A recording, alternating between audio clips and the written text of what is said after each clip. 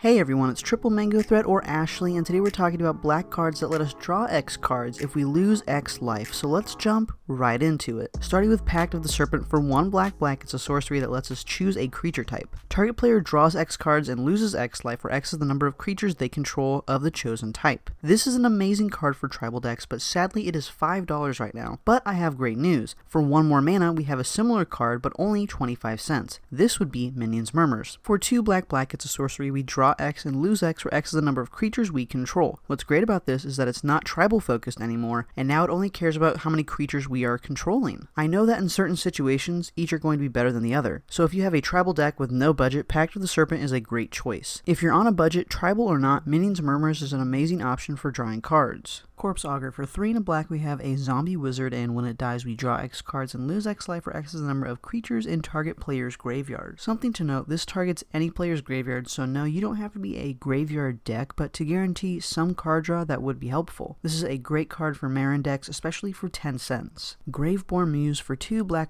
it's a zombie spirit. At the beginning of your upkeep, you draw X cards and lose X life, where X is the number of zombies you control. If you have a zombie tribal deck, this is definitely one to consider. Even with this just on the battlefield, we have a Phyrexian Arena for a creature, and it's cheaper than Phyrexian Arena, but still it's a $7 card. Champion of Dusk, for 3 black, it's a vampire knight. When it enters the battlefield, we draw X cards and lose X life, where X is the number of vampires you control. If you have a vampire deck, this is perfect. For 30 cents, it gives us card draw, and it's super important for this tribe. Skeletal Shrine, for X and a black, it's an instant. As an additional cost to cast this spell, we have to exile X cards from our graveyard. We draw X and lose X life. Sadly, we have to exile cards from our graveyard, but for 25 cents, it's an option. Definitely not my favorite on the list, but if you're exiling lands or cards you're not going to be needing, this works great. Necrologia, for 3 black, it's an instant. Cast this spell only during your end step. As an additional cost to cast this spell, pay X life. Draw X cards. Whatever cards we draw with this, if we don't have no max hand size, we will still have to discard down to 7 at our end step. I think this is a neat one because while it's a 5 mana spell, we can draw however much life we're willing to pay. Stinging Study, for 4 black, it's an instant. We draw X cards and lose X life, where X is the mana value of a commander you own on the battlefield or in the command zone. This works wonders in decks that have commanders with huge CMCs, so the